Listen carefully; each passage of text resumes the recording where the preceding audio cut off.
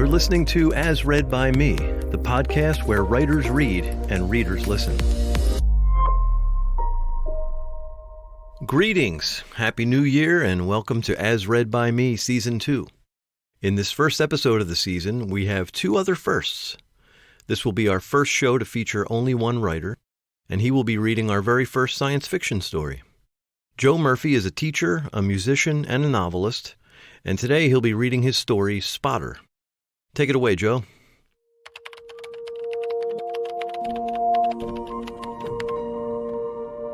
Hi, my name is Joe Murphy. This is Spotter, an excerpt from a forthcoming novel, as read by me. The youngest of them was hardly 8 years old, and small for his age too, his arms and legs all twiggy.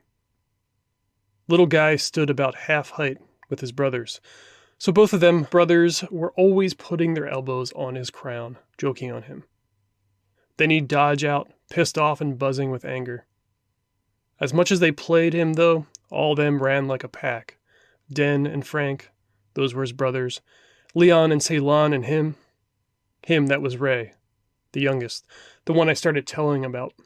Leon and Ceylon were the twins, boy and girl, the ones who lived down the hall. They still do. Live down the hall, I mean. The twins' folks had all grown up with the boys together. At least their dads all did, back when, before both men were gone or killed or disappeared. So the twins were family too, far as it mattered. Just they lived in another spot. The walls were thin anyhow.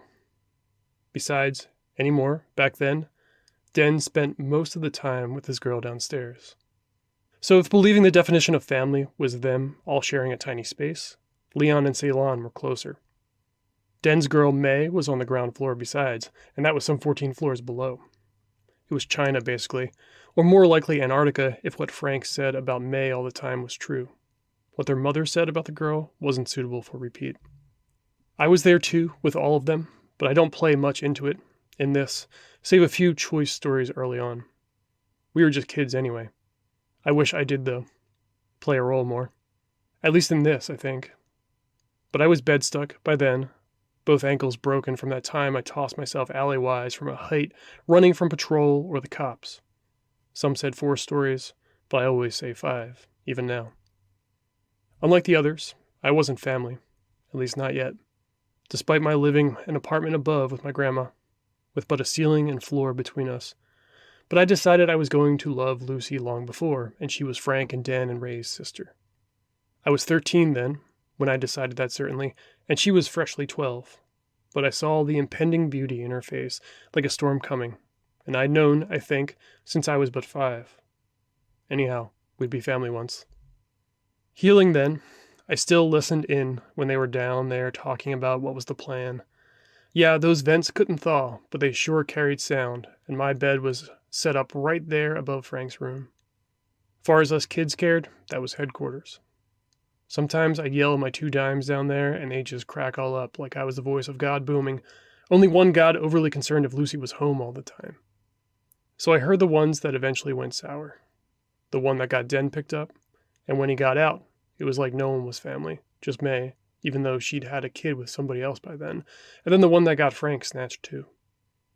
My healing brought about me revisiting those old school modules they'd been sending into the towers for years before, the kind you just watched to learn, and it came about that I liked them quite a bit, which surprised me no less than anyone, and what was more, Lucy seemed to like me for it. She liked those school modules too. So I kept at that and out of the rest, but that never meant I forgot the others, forgot all we did and what it meant. What it meant to me, and some more people too, all up and down the tower. What we were doing back then was simple, really. Shooting down the drones as they flew past.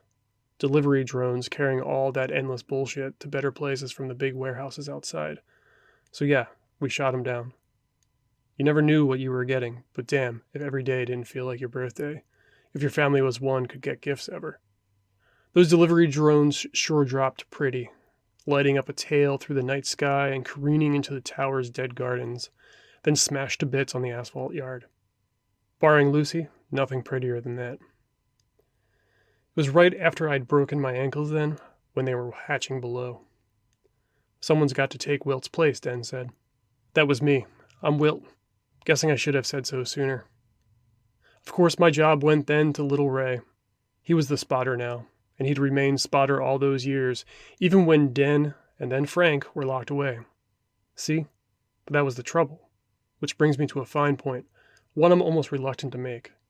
My learning, and I suppose my Lucy love in turn, is what eventually got little Ray, not so little by then, nicked really good, too. Perhaps I'm what put Ray in jail in a way. So maybe my part's bigger than I've said. Just a part of absence, a nothingness along the ride all the way, one that shoved Raymond from the car. I was 24 by then, making Lucy 23 and her little brother Ray 18 or 19 depending on the time of year. It was cold, I remember, and he was a summer babe, but cold might have been coming or it might have been going. Lucy was upstairs with me. I'd long ago pulled the bed away so nothing would stop me from hearing them plot and pont.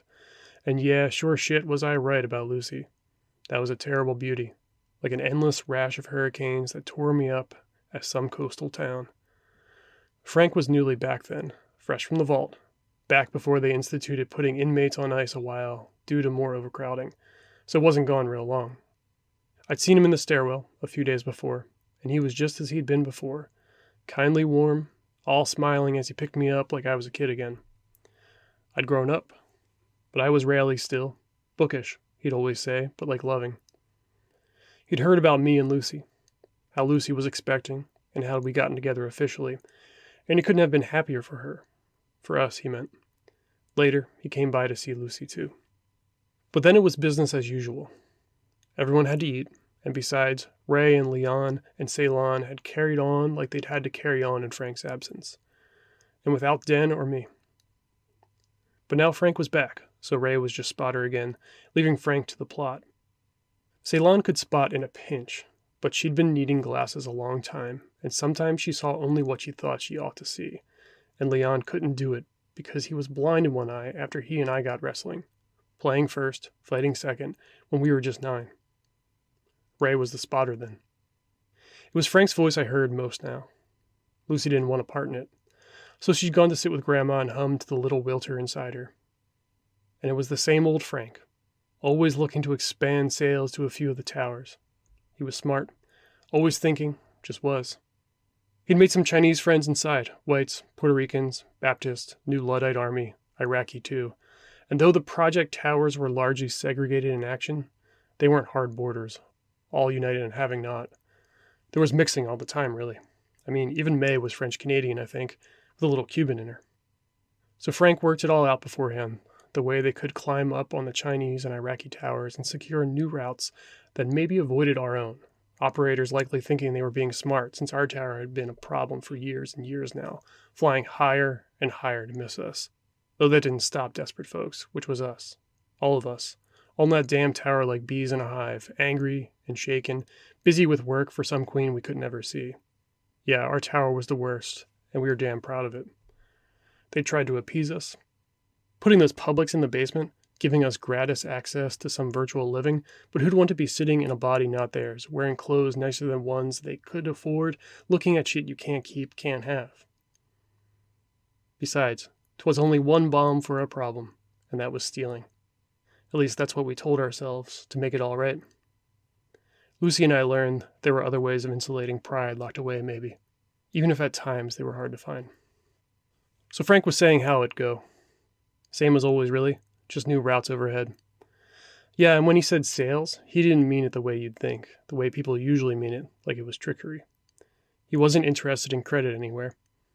He was just as happy giving it away as long as whoever's it was wasn't having it. Trade was nice, but most of the time we just gave it away, right up to the end. Back when I was still in it all, we shot down a whole box of snakes, all of them freeze-dried. I think for medical research, but damned if we didn't trade them around a while, then let the babies out into the sewer. We got weird shit all the time. Hunting blind-like, we got everything from foodstuffs to furniture, rations to ribaldries. So they were there now in Frank's room, I could hear. All of them laughing a bit.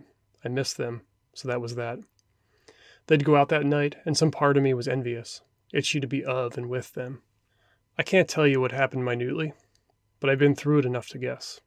As you're climbing the stairwell, you get really silent around floor 30, Like you can feel the tower wobbling, or maybe it's you, and you've gotten to be silent to just keep yourself from worrying, from falling over. You're lugging up lookers and anchors. Maybe it's just you because you're the spotter. Or maybe tonight someone's with you, but they're silent too, so it's like you're alone. And the electricity gets weird up there, just like the people. They flicker, it flickers. You know the stories, and that's why you're in the stairwell and not the lifts. What's in the lifts? Sometimes they break down, and sometimes people drop from the opening at the top. Just endless amounts of people all filling the space like a liquid. And then, well, game over. It doesn't matter what color your skin is then, just dead's dead. But that's why you're on the stairs. Up there, wind's cold because it's always cold up that high once you're out on the roof. You go to the spot in the cage where you or someone else has snipped away a flap, and you pin the fence back. You look. You're a spotter, so you look. Yeah, and somewhere out there, there's a light, way up and up. Drone. Drones, maybe. You call it in. We had little radios back then. Nothing fancy, but no one else was listening to those anymore. Give a direction, and a code we all knew. Someone else tags it, pierces it, lets it drag, then recoils, all with finesse that gets that bubber dropping just like you want it, somewhere far below, where maybe Leon waits, or Ceylon. Even Grandma did it once. Easy. Best part is digging through the score. Best part, seeing the faces in the towers when you give them the thing they needed, or better, the thing they didn't know they needed at all. For years, we figured people knew where these drones drop, but you had to be out of touch thinking of coming in here looking for them. Well, with any number of us being dangerous if you're believing the headlines. Not that you should. See, but then someone did, sounds. I guess someone got fed up, losing their drones, sent some knuckles in to find us. All what follows is what I was told later, what the twins could manage. The end was all that matters, though. Frank was shot by forces unknown, looked like police, shot freely like police, but could have been anyone, really. Private forces. Anyway, Frank was dead and they took Ray. Said it was an arrest. Looked like one, but we don't really know. It would have been Ray was shot, though. Should have been, if Frank hadn't put himself in the way. See, it was Ray holding the land rifle, all loaded up with a big harpoon. Sounded like Ray was ready to fire upon them too, those cop-looking fuckers, so it might have been justified, seeing as he'd have taken at least a few of them out, point that big pounding air toward them. But with Frank, them gunning him down that way? No. That was a cold kill. What do you expect? Didn't even make the headlines. Money, cops, dead black men in the towers, just business. Leon and Ceylon were on the rooftop parallel, one belonging to Little Bombay. Saw the whole thing as the bird flies.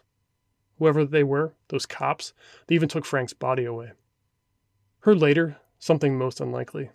That particular drone that night was full of illegal. Perks, spirals, coke, down-ups, ring burners, and lush. So they were putting Ray away for sure, saying it was planned, saying it was drugs. A drug bust. Big win. They don't even drone shit like that. How could they? Or maybe they do. How'd I know? Anyway, we never seen it. And we'd pretty fairly seen it all. Later, I heard something probable. Boxes all melons, kale, and rations. Someone's produce order yonder. Whatever it was, we lost them both that night. Ray and Frank.